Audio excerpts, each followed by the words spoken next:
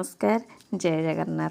सबुदिन पर आज मु बनैबाकू जाऊँगी मो रोसई घरे आम ओडिया घर एक स्वादिष्ट तरकारी जहाँ हेउची कखारु डंक राही।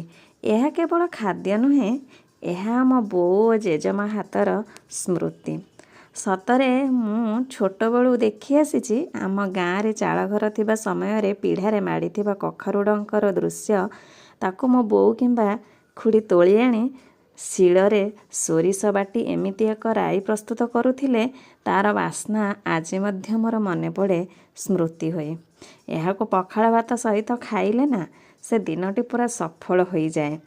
ଏହି ତରକାରୀରୁ ଆମେ ଶିଖୁ ସରଳ ଜିନିଷରେ ଅସାଧାରଣର ସ୍ୱାଦ ଲୁଚିଥାଏ। କ'ଣ ମୁଁ ଠିକ୍ କହିଲି ନା?